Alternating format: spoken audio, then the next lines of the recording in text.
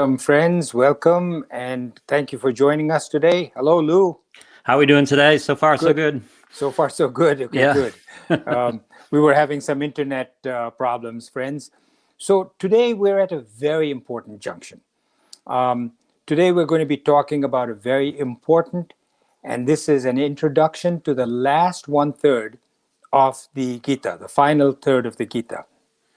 If you remember, we have said that the Gita is written into 18 chapters, and sage Vyasa, who wrote the Gita, broke it up into six chapters each, for each one third. And the six chapters basically takes the form of the Upanishads Mahavakyas. Mahavakya is a profound statement. And each of the profound statements, each of the Mahavakyas of the Upanishads, basically says the same thing, that you are that. You are Brahman. And this is something very, very important for us to all recognize, because if you recognize that you are Brahman, then you've won the game. You are it. So that's basically again and again what is being drilled into us. So the first six chapters of the Gita is Tvam, which is the one Mahavakya is Tat Tvam Asi. Tat meaning that, Tvam meaning you, and Asi meaning is or are. So Tvam is the first six chapters, which is you, and the second is Atman, that, and the third is. So we have finished the first six and the second six chapters. We talked about the you. If you remember, Krishna in the second chapter spends a large portion of that chapter talking about the Atman, and that is all you. And the second is the that, which is the Brahman that he describes. And now we're coming to the third six.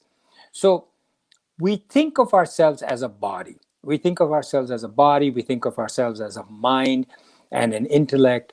And we then think about this carefully. We think that there's a God within us, as if there's a cave within us in our heart, and that God lives there, or that God is somewhere like a wisp of smoke within us as a soul. Whatever your mental vision is, you have a vision of something residing inside you. And actually, that's not true, because if your body consists of trillions of cells, each cell, the main life force in it is God. Without that God, without that life, you are nothing.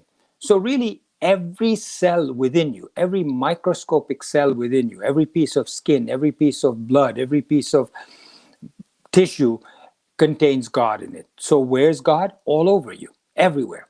Not only you, but every living thing and non-living thing is where God is. And we'll talk some more about that.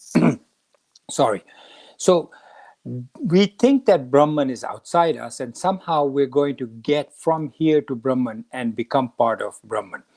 So in doing this, imagine an analogy, right? That imagine a dream. Imagine you having a dream. Imagine that in the dream, there's you, there's your spouse or your friend or your family members, and you're going from. So, time, space, causation takes place in the dream. There's a certain amount of time that goes by in the dream, and space, you go from one part of the world to another in the dream, and there's things that happen, time, space, causation, all of which you, as the main protagonist in the dream, are enjoying. Now imagine that somebody could talk to you while you're in that dream. It doesn't happen, because the minute you're listening to somebody, you're awake. But imagine that I could talk to you while you're in the dream. Right. And I say to you in the dream, hey, you know what? This isn't true. And you say, what are you talking about? So all of this dream, this is just a figment of your imagination. So what? You think I'm crazy. It's so real. Look, I feel it. I feel it. You know, it's a dream. It's not real. So what do you mean? I am me, and I'm in this dream. My family's right here. My spouse is here. My girlfriend's here. My brother's here. And look at me, I'm holding on to this tree. I'm on this ship and that ship is about to collapse. What are you talking about? It's just a dream. You're not about to collapse. Nothing's happening to you. You're in your bed, fast asleep under the blankets. You won't believe me, right? Right. So when I wake you up and you wake up and I say to you that, you will say to me, that was just a dream. It was not a good dream. Some parts of it were good, but you don't believe that that could have been possible. But it was Right. all because of the underlying sleeping you that that dream came about. Now, many people will find it hard to believe that Maya, which is the whole process of this whole world, and it's a very deep philosophical argument that just as in the dream you're asleep and you don't believe that ultimately the dreamer, the one who is dreaming, is causing that dream to come about, Right. that this whole world is all because of the underlying Brahman. That the Brahman is projecting this onto whoever sees it. Now, you may say, oh, then I'm a figment of my imagination or figment. No, because you too are Brahman. There's a difference. Except that when in deep sleep and when you're unconscious, even that disappears. Even the outside world disappears. So we will Right. talk about that when we come to chapter 13. But here, this is a glimmer of what you're about to face in the next 6 chapters. What do you think, Lou? Oh, I'm excited. I'm so excited for this. Tie it all together. We've done so much work to be able to help tie it all together. Yes, we are going to tie it all together. Now, another example that is constantly given in the scriptures, Upanishads, and there's so many scriptures, the Gita, is of clay and the pot. Now, imagine that you're a clay maker, a pot maker, and you take wet clay and you put it together and you make a beautiful big pot. See that pot behind me on that side over there? Yes. Mm-hmm. A pot. You made a pot. Now you say, that's a pot made of clay. And I say, well, which is it? Is it clay or is it a pot? You Right. say, well, it's a pot. It's made of clay. Now, you say, okay, there's clay here, and you touch it, and you say, every part of this pot has clay, right? Now, where's the pot? Well, the pot is clay. Now, does the clay become part of the pot? Does the clay and pot come anywhere in contact with each other? No. The pot is just a name for Right. the clay. That clay has been formed into the form of a pot. Keep this in mind because these analogies are going to be important for you to understand as we go further. That pot is just a naam. Naam, Roop, Vyavhar. Naam is name, Roop is form, and Vyavhar is function. Each one of these things has a name, a form, and a function. So this pot is what you see as clay giving a form. Now, the clay pervades the pot. The clay is completely the pot. The pot is just a name for this. Right. Now, the world and every inanimate object, every animate being is Brahman, just like clay. So we are really Brahman. We give ourselves a different name. We give ourselves a man, a woman, a tree, a stone, a mountain. All of this is Brahman, just like the clay and the pot.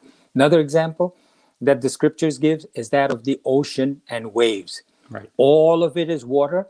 All of it is water. But you look and you say, wow, look at that tidal wave. It is 30 feet high, 40 feet high.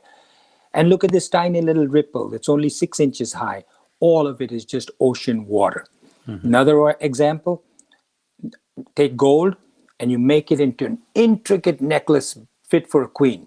Goes all the way down, little beads, little holes, all kinds of things. You say, wow, what a beautiful necklace. But it is all gold. All throughout that necklace is gold. And you say, well, does the gold come in contact with the necklace? Yeah. The necklace, my friend, is only a name for the gold. Underlying that necklace is gold. Okay, I'm beating this ultimately to the end. Lou's laughing, but Yep. it's true. You need to understand these things so that, because it's so hard to comprehend Brahman or Asi, which is us, you, me, and Brahman together is us. So people think of themselves as a body, as I said, and God is within us, when really the necklace might consider gold is within the necklace, but the necklace is gold. Right. You are Brahman. Now, we're going on to another. I made some notes for myself. And so the first one I wanted to talk about is you and Atman and is. You are Atman. Second is duality. Okay, this is another very important concept.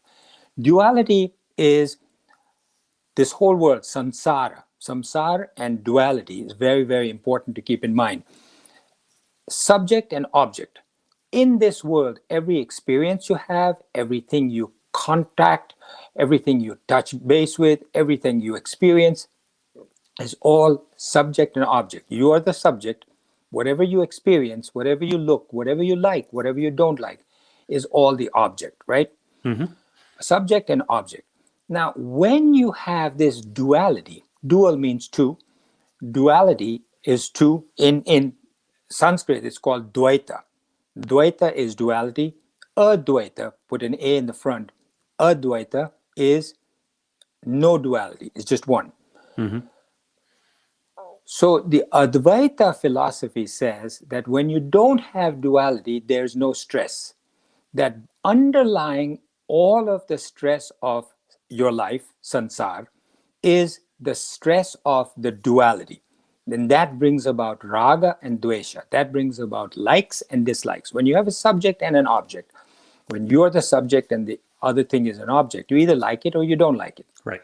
because it either fits your needs or it doesn't fit your needs. When it doesn't fit your needs, you don't like it. When it gives you pleasure, then you like it. So that like and dislike causes you what is known as bondage.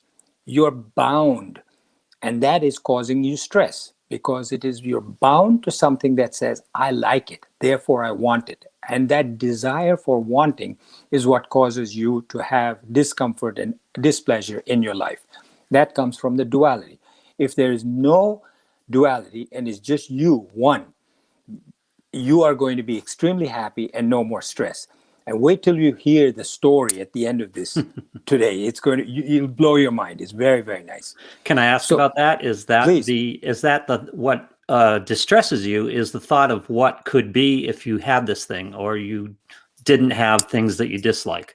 So you Yes. always think there's another existence that could be, if Yes. not for the like or dislike, right? Yes. So you actually, let's say, my wife is making coffee downstairs, and I smell the coffee, and I say, I smell it. My sense organs, right? My nose smells it, goes to my olfactory region in my brain, and it says, "Hey, I recognize. Here's the key.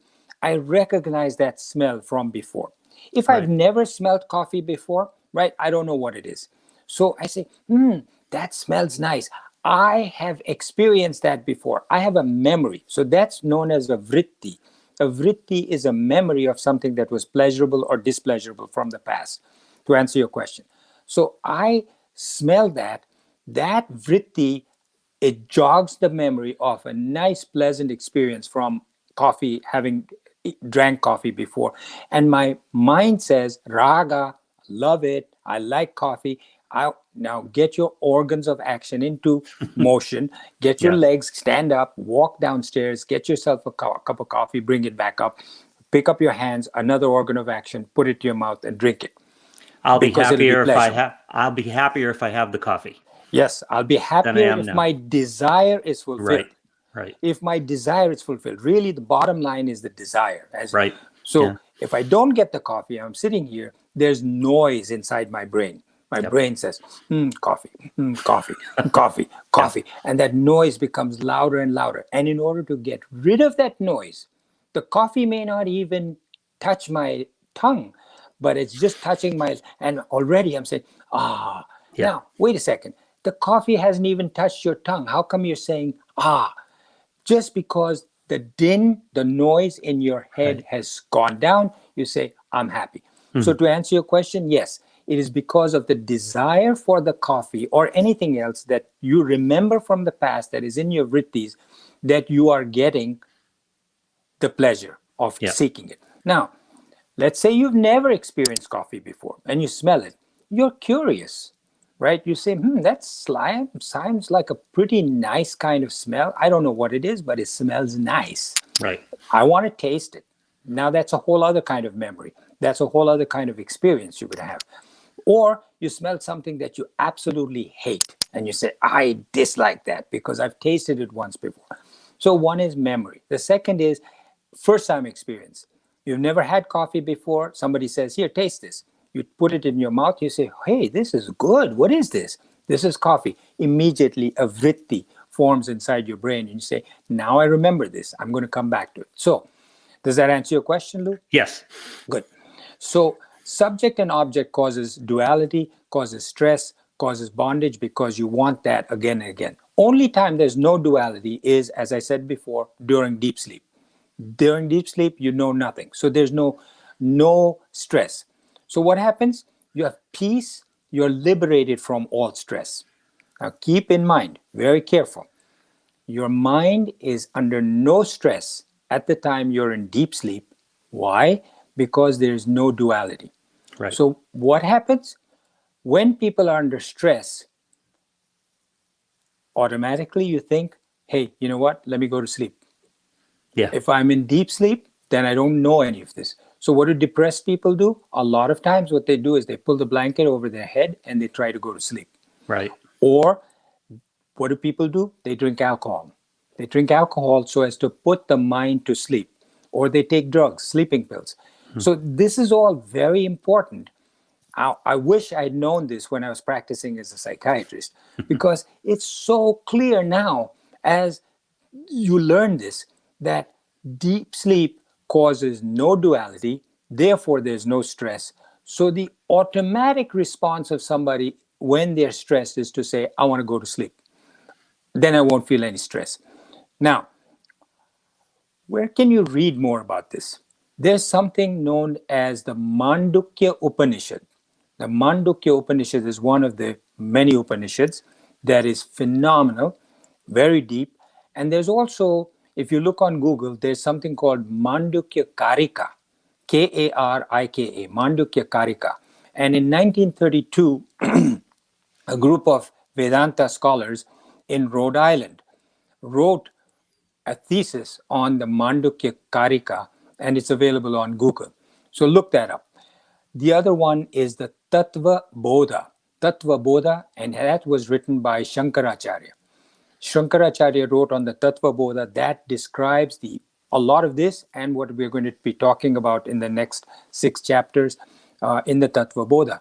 And Swami Sarvapriyananda of Vivekananda Center in New York talks a lot about this. And a lot of what I'm going to be talking about today and the story at the end comes from Swami Sarvapriyananda. So when we realize that there is duality, so you may say, oh, that means that you're saying to me, all I need to do is to go into deep sleep, and then that's when I get relief from my stress. No, there's one other thing. The knowledge that there is this duality, the knowledge that there is a subject-object relationship between you and things that you like or that you dislike, just that knowledge alone gives you some relief to make it from non-duality to non-duality. So Advaita from Dvaita. So, for example, there's so many examples. Which one should I give you? When I was about 20, 21, I was, just a kid. You may say 20 is a pretty young man, but at that time I thought of myself as a kid. My good friend, Dr. Diwan, and myself, we were in medical school. We went to a hill station in India, and there were no lights. By sunset, everybody had like little kerosene lamps in their home. I don't think there was electricity. It was in the wilderness. And they had this. And we were so excited. Our first night there, we said, let's go for a walk. Pitch dark outside. You could really not even see. There was no moon out and the stars were hidden. It was cloudy. But being 20, we said, let's go for a walk. Now, Right. it's very scary because it's a hill station. There's steep drops. If you take a misstep, you could fall down to your death. Yeah. But we were stupid. We were only 20 years old. We went out for a walk thinking, and it was just the two of us. There was no adults. Other than we were not adults. We were no adults with us. We went for a walk. Now we walked and walked, and there was already this anxiety building us up inside. How are we going to get back? Are we going to be able to Yeah. find our way back? Now we came across, as we going there, I kid you not, Lou, we saw a ghost, Oh, right? really? Yeah. In the distance, about, I don't know, 20 feet, 40 feet from us, standing there, tall, cloaked in white, and just looking, staring at us. My friend was petrified. I was scared. Yeah. Pitch dark, except for this white ghost standing there. And now here's the duality: subject, object. Right. 20-year-old, ghost. And he said, look, we should just turn around and run back. And I said, but it's shorter if we keep going this way, because we came around in a circle around this hill station. It's much shorter. It'll take us like another hour to get back this way. It'll be only another 15 minutes if we go this way. He Right. said, but there's the ghost. And I said, and really, I kid you not, when it's pitch dark like that and there's a thing there, you say it's a ghost. Now, fortunately, for a number of personal reasons, I can tell you that I did not believe in ghosts. I was taught that there is no such thing as a ghost. Right. My mother, my father had told me, and I grew up in it. I had my thread ceremony, so I was a Brahmin, and I used to say my prayers regularly. I said, no ghost can do anything to me. First of all, there are no such things, and there is no ghost, although I see it with my eyes. So my senses, right? Here's my senses going to my mind saying, that buddy is a ghost. I'm telling you. My eyes say that. My It's easy brain to says, say when one's not standing right in front of you. right. Yeah. So my brain says, that's a ghost. And I said, no, my buddhi, my intellect says there's no such thing. My mind says that's a ghost. My eyes are telling me it's a ghost. My intellect says, I've been taught all along that there is no such thing. Go walk towards it. Let's see what happens. Even if it's a ghost, it can't hurt you because you've got a thread, etc., etc. So my friend says, I'm not coming. I said, I'm going. So I walked very gingerly, very slowly, but the ghost wasn't moving. As I got closer and closer to it, it turned out that there was a bend in the road, and this was the entrance to somebody's long driveway, which was a house. And this was a long pillar with a globe on top of it that somehow one of the lights from somewhere was shining on it and nothing else. So it looked like a ghost. Right. The knowledge now that it was just a pillar, I started laughing. The Dvaita went away. It was an Advaita. There was no longer the duality between me and this ghost. There was just nothing. It disappeared, and my fear was gone, right? So there was no stress. I said to my friend, come here, it's just a post. And my friend came, and we walked. 15 minutes later, we were back home. We were laughing at the whole time. What do you think I'm thinking of right now? Tell me. The snake and the rope. Yes. Very similar. Snake and the rope.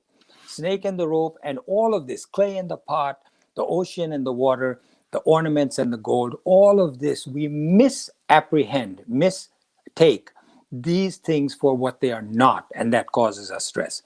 When we realize this and we see that it's not a ghost, it's just a pillar, it's not something that you're attracted to, wealth, fame, power, all of this goes away when you realize what it is really. So everything in this world is seen as duality by you, and everything you experience is experienced in your mind. Now, here's the next thing that is very, very important. The mind and its relationship to your enjoyment as well as to stress. Okay, this is now the third one. The first one we did is that you and Atman is one. Right. Second one is duality. Now we're talking about mind and its relationship to enjoyment as well as to stress. So everything you experience is experienced in the mind. You may think you experienced it on your tongue. You may think you experience it in your skin as touch. And you may think you experience it by your ears, by listening, but you're really experiencing it in your mind. What's the proof? The proof is that, and one other thing that I'll mention to you, the more senses that are stimulated by a sense object, the more your mind gets titillated and the more you get stimulated. Right. Okay. So, for instance, if I have if I have my eyes closed, bandage around my eyes, and somebody gives me a flower to smell, and I smell it, I say, that smells so nice. One sense organ is affected, Right. not the eyes, because I can't see the flower. Take the bandage off, I look at this flower, it's beautiful, as well as I smell it. You say, oh, it smells so good. But the fact that it looks good also makes me feel very happy. Right. Now, take the example of a beautiful dish of food where you're hungry, somebody Yes. brings you a beautiful dish of steaming hot food, and it looks gorgeously presented, different colors on it, looks nice to the eye, form, name, and function.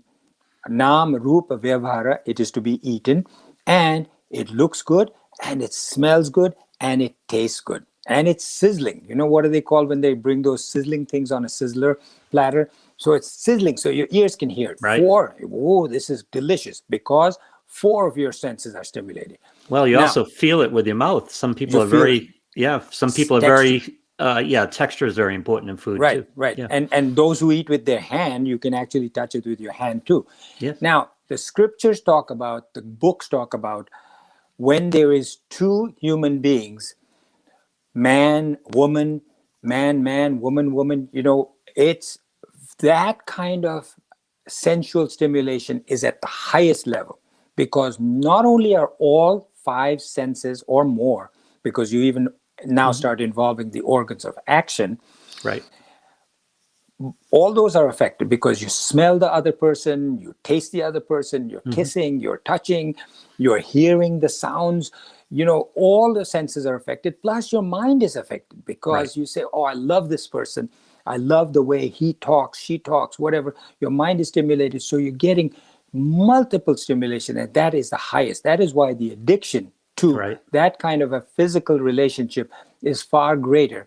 Either there used to be experiments that we were shown when we were residents between mice when they were in a cage. They would say, what is more important to this, food when they're starving, or sex, or drugs? Right. Right? So they would get them addicted to heroin or some drug like that, a morphine derivative, or sex, or food. And believe it or not, the number one was the heroin, and they gave up sex and food for that. And number two was sex, more so than even food. Right. So anyway, those sense organs demand various kinds of things. So the chapter 13 describes, and we will get to this, how space, these are the five elements: space, air, fire, water, and earth. Space, air, water, fire, earth. The five elements cause and create not only the outside objects, which they do, right? But in addition, they actually cause your sense organs. Your sense organs, your eyes, your vision, your ears, your sound, all of this is caused by these five elements in their gross form and subtle form. It's a deeper subject than what we want to touch on right now, but Right. we will touch on it when we get into chapter 13.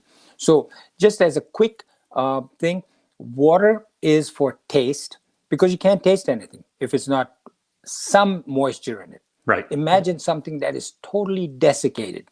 Desiccated means all the water is removed from it. It's just like a dry powder, and your Yeah. mouth is dry with no saliva. You put it on your tongue, what's it going to taste like? Nothing. Yeah. It's going to taste like nothing, because you can't taste. Your tongue being so dry, you put something dry on top of it, you're not going to taste. You must have water in order for it to taste. So, space, air, fire, water, earth. Water is necessary for taste. The taste organs, the tongue, everything is based on water. Sight is based on fire. So, fire produces light, color, form, and eyesight. And sound from space is for the ears. But where does it all go? It all goes ultimately to your mind. That's right. Right? Yep. So take an example. If I'm looking out the window and I'm far away, I see a beautiful tree. The sun, if it's pitch dark, I don't see anything. But now, while it is daylight, I see a beautiful tree, and I can see the color in it. Suppose it was fall. Right now it's not fall, it's winter, and there's no leaves on it. But if it was autumn, fall, the leaves are golden, red, yellow, all kinds of colors. And I look at it and say, wow, that is such a beautiful tree. Now, what has happened? The tree hasn't gone into my eyes. The light has gone into my eyes. So what happens? The light comes from the light source, hits the tree, bounces off, goes into my eyes, to my retina. And what happens in the retina? The tree doesn't go there. The light goes there. Right. If I've got a cataract, I can't see. Does that mean that the vision was based on my eyes?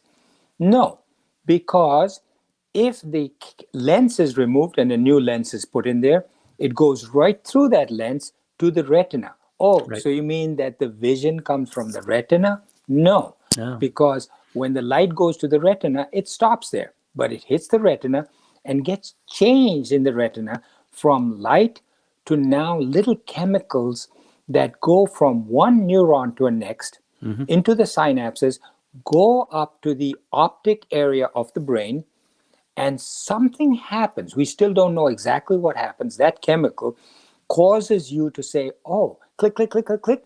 I see a red and yellow within. I'm saying click, click, click. It takes not Right. even a fraction of a second for me to say there's a red and orange and yellow beautiful tree out there. How long does it take me? Fraction of a second. Light goes in through my eyes into the retina, convert to synapses, chemicals, go to the optic thing, all of this in a fraction of a second, and the eyes perceive and tells my mind. That was the point that I was making. Then it tells my mind, you see a beautiful tree. Now, the mind and these sense organs work together. And they work together. And now, what I'm saying to you is the mind says, I want to go to that tree. I want to experience it. There comes a desire. So the mind is at the root of all these desires. Right. Same thing with the coffee that we were talking about before. The smell of the coffee comes through my nose, goes in the same way in through the chemicals and the synapses and the electrical impulses and goes to the olfactory region and says, nice coffee. I want that. I want it. And that mind then churns up the desire for that coffee or whatever it is. And the mind also controls what you perceive. I always tell the story of two people walking in the woods, and one person is seeing deer and birds and hearing the bird song and seeing all the beauty and everything, and the guy next to him is just swatting mosquitoes. All he perceives is the mosquitoes, because his mind and his desires are filtering what he perceives. Yeah. So the mind is very quick that way to decide what to see and what not to see. Right. So, for instance, if I'm reading a book and my wife is calling out my name again and again, calling me for something, my mind says, I am focused on this book. I'm really enjoying what I'm reading. And it blocks out. Right. Not that I'm ignoring her. I really don't hear her. I don't hear her. And she may then come and shake me and say, didn't you hear me? I said, no, I didn't. What, are you deaf? No, I'm not.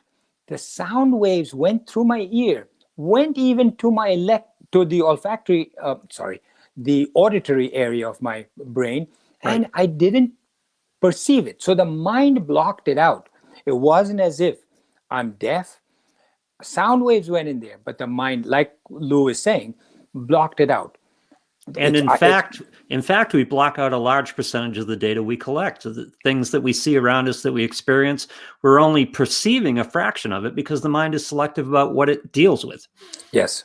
So similarly, just as it's being selective of what it's being dealt with, you recognize that the quality of your experiences depends on the quality of your mind, not on the experiences you're having. For instance, recognize this. This is so fascinating to me. I hope it's interesting to you too.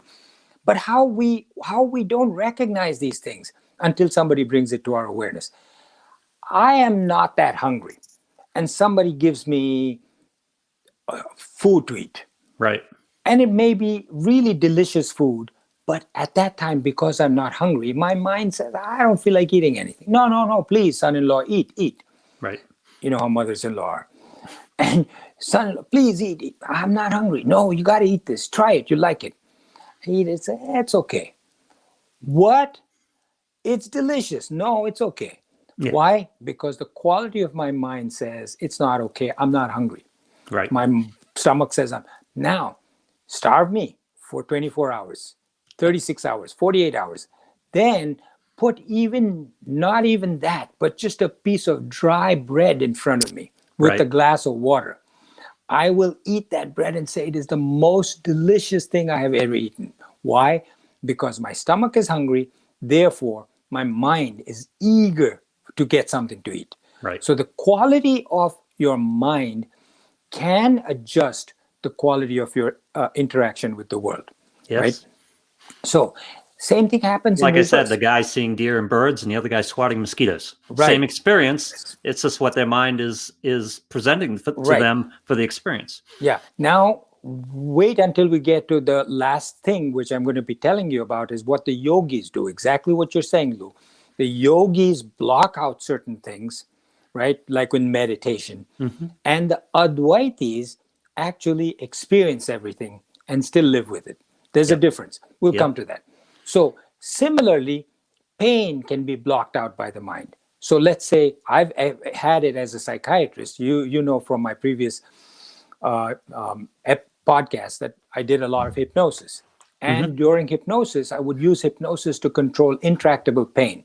And it was amazing to me that with the use of hypnosis, I could get people to block out pain completely. I said, how can the mind do that? Well, now it makes sense. The mind is the one that perceives pain, the mind is the one that can block pain.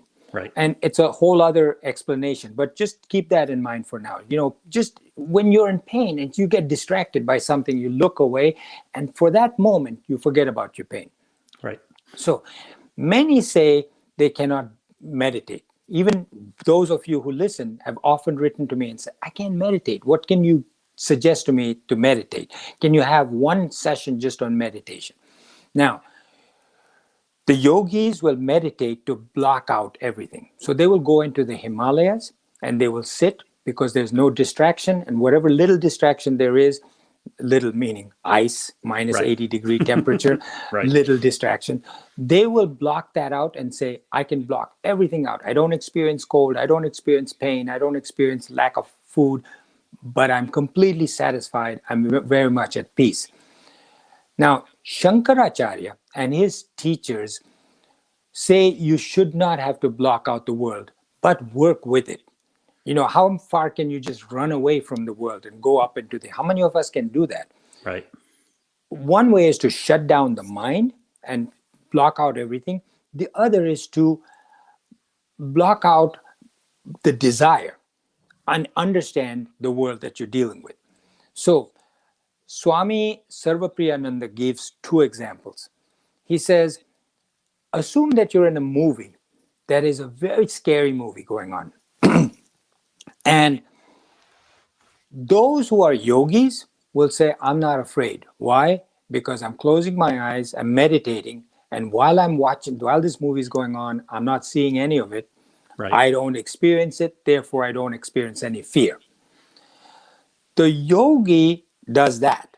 But the Advaiti says, let me see, this is a movie. This is not real life. It's not really happening. There's nothing to be afraid of. And so he says, I appreciate it as a beautiful movie, and I don't see anything to be scared of because I understand it's just a movie. So he Right. goes through by the understanding. Now, last thing, and then we'll stop. I know I've gone on a lot longer today than we normally do, but this I think was Yeah. very important for you all to know. So in the Mahabharata, there was a story of a king of Kashi. Kashi is Banaras, very holy city, and he had three daughters. And the names are similar: Amba, Ambika, and Ambalika. Amba, Ambika, Ambalika. Three. And these three were in the Mahabharata described as the most beautiful women that you've ever seen, and most beautiful in India. So he decided that he was going to get them married, and that's a whole other story. But this story that Swami Sarvapriyananda told is that of the princess of Kashi. Swami Sarvapriyananda tells it very well. What he says is that there were many kings and princes in India back in those days, at the 3000 years BCE. But There was a king who had a 5-year-old son, a prince. The king's wife, the queen, decided that she wanted to have a play with these three women, Ambika, Ambalika, and one of the girls, they didn't have enough girls to practice to play the role. So she said, why don't we dress up my young son, the prince, as a girl and make her the young princess from Kashi?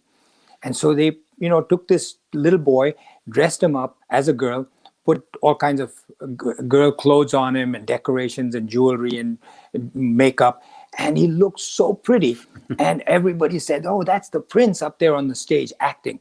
And so this happened. And when the play was finished, she said, brought the court painter. Now, there were no cameras or photographers at the time. She said, please draw a portrait of my son as the princess of Kashi. So the painter drew a beautiful portrait of the prince, 5-year-old boy, and wrote Princess of Kashi and wrote the date on it.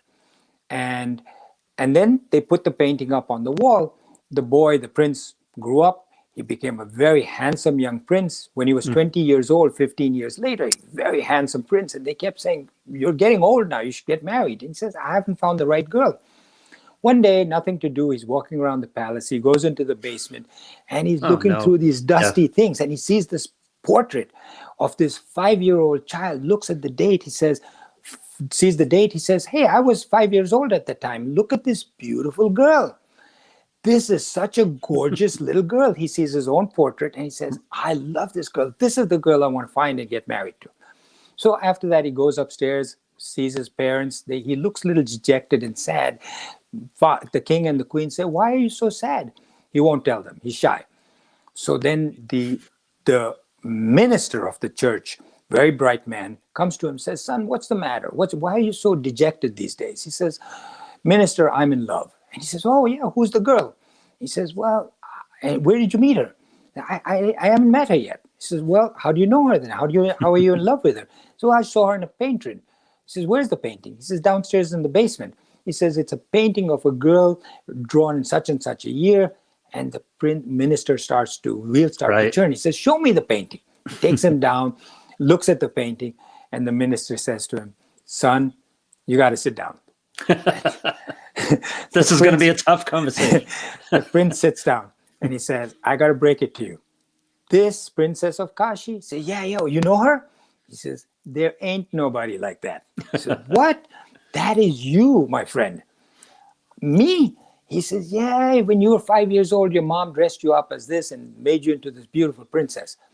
And you're saying you're in love with her? Now, that's the end of the story.